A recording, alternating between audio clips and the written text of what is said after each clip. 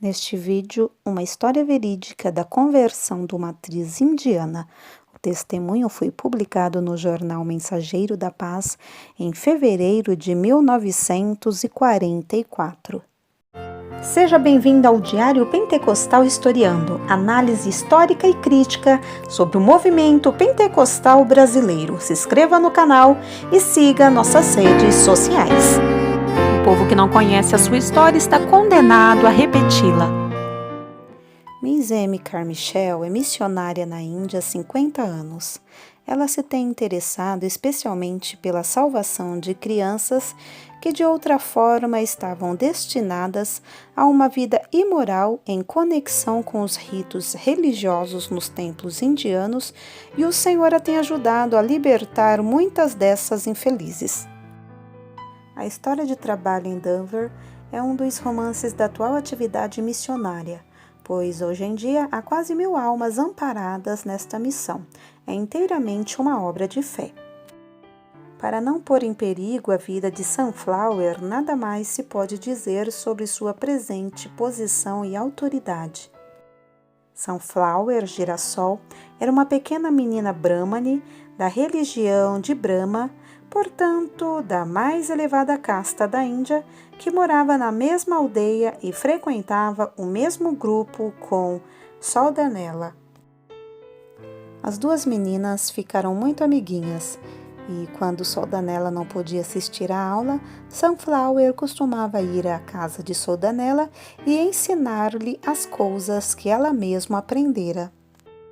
Um dos livros usados naquela instituição dava um resumido estudo das diversas religiões, incluindo o cristianismo. Portanto, Sunflower leu acerca da vinda de Nosso Senhor Jesus a este mundo, do seu sofrimento na cruz e da sua ressurreição para a salvação dos pecadores. As duas pequeninas notaram que todos os outros deuses tinham as mesmas falhas e os mesmos pecados dos homens. Só Jesus deu a sua vida para salvar os homens dos seus pecados. O pai de Sunflower morreu quando ela tinha apenas 2 anos. Depois, ela e sua mãe foram morar com um tio. Quando a mãe rogava a este que arrumasse um bom casamento para a menina, ele respondia grosseiramente que não dispunha de dinheiro para o dote e que, portanto, a daria a um homem pobre. Isto causava muita tristeza no lar e muito terror ao coração da pobre menina, pois a frase "um homem pobre" significava um homem qualquer que a pedisse ao tio. Lembre-se que na Índia as meninas se casam muito novas e às vezes com um homem de 40 ou 50 anos. Sunflower era uma menina muito linda e de voz doce. Certa noite, quando tinha uns 11 anos, o diretor de uma companhia cinematográfica, passando pela casa da garota, ouvia-a cantar. Parando fora da casa, escutava-a. Quando ela parou, ele olhou para dentro e, vendo a beleza da menina e percebendo que ela estava sozinha, chamou-a e interrogou-a sobre a sua família, etc.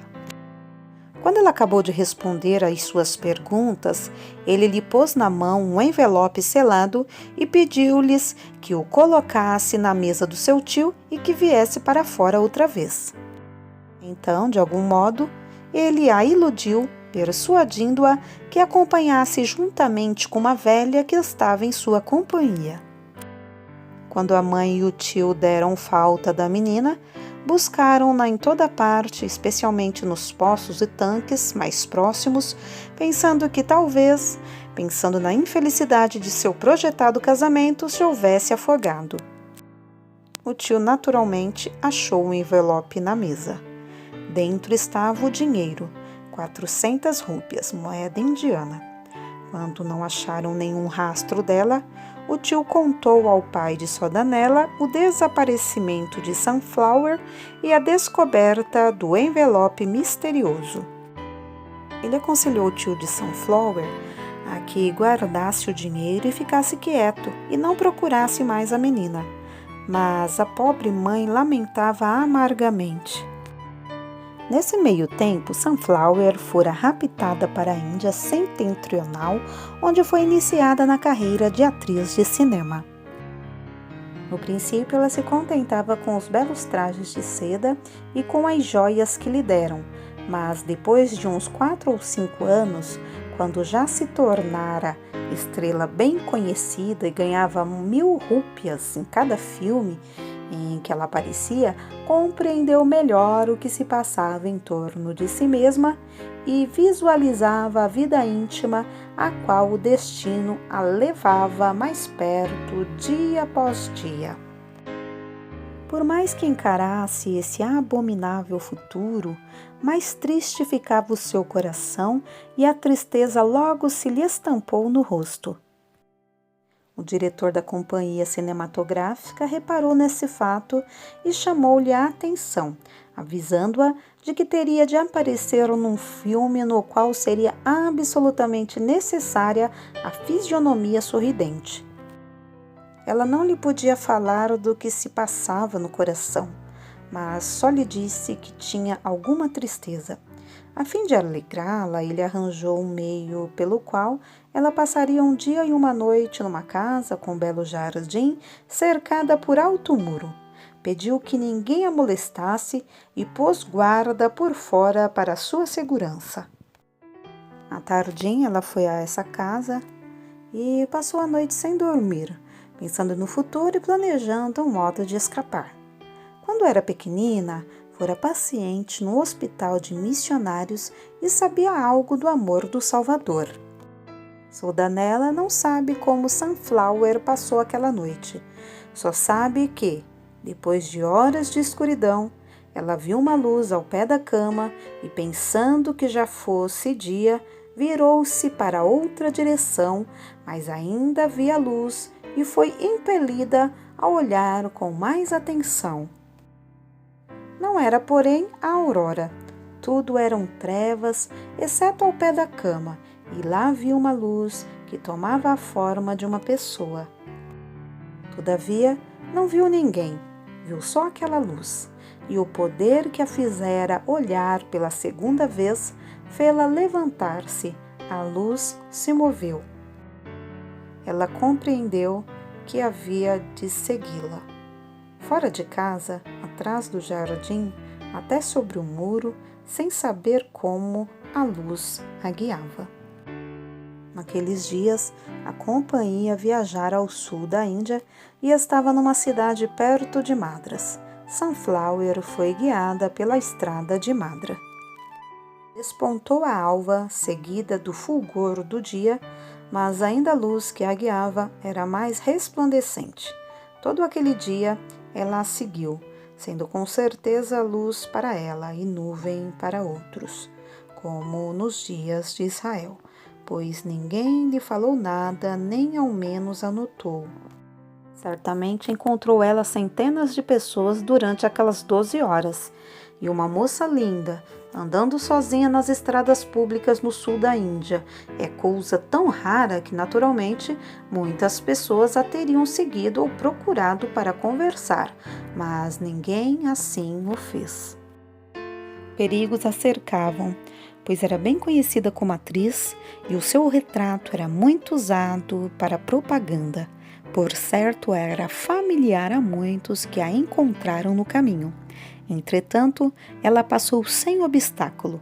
Ele estendeu uma nuvem para servir de cobertura. Mais ou menos às 6 horas da tarde, a luz a guiou a um hospital para senhoras em Madras. Ali, no portão, ela viu uma médica inglesa. Sunflower se lembrou dos missionários de outrora que lhe deram os ensinos do Senhor Jesus no Hospital da Missão e sentiu que ali havia alguém que a protegeria. Foi nesse momento que a luz desapareceu. Tinha ela certeza de que agora viera ao lugar de refúgio no qual a luz a guiara. Já passava a hora de entrada de doentes de fora quando Sunflower rogou entrada imediata. A doutora até se riu da sua insistência, Mas uma enfermeira perto, percebendo que havia algo de extraordinário no caso da moça, aconselhou a doutora a que lhe franqueasse a entrada. Quando a sós, Sunflower contou toda a sua história, dizendo por fim que o Senhor Jesus a salvou e que ela devia dar a sua vida a ele, e pediu o batismo.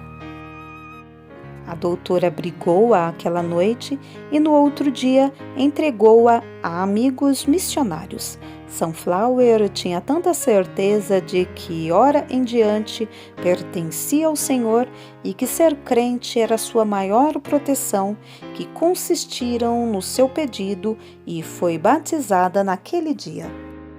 No dia seguinte, ela escreveu ao tio, relatando-lhe toda a maravilhosa história, frisando claramente que foi o Senhor Jesus quem operara o milagre que a salvou, e agora ela lhe pertencia e não mais a ele.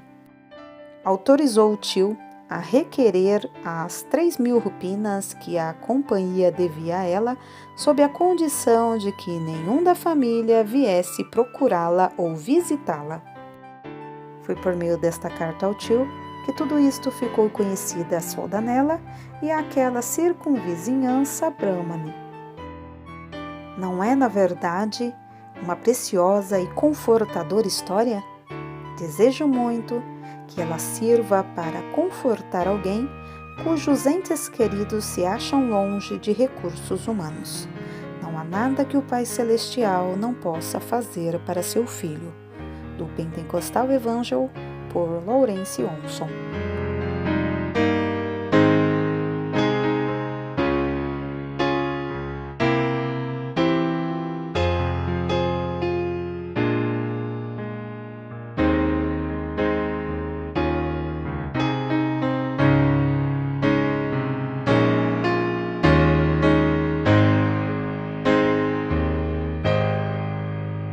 Porque nada podemos contra a verdade, senão pela verdade. Segunda carta aos Coríntios 13:8.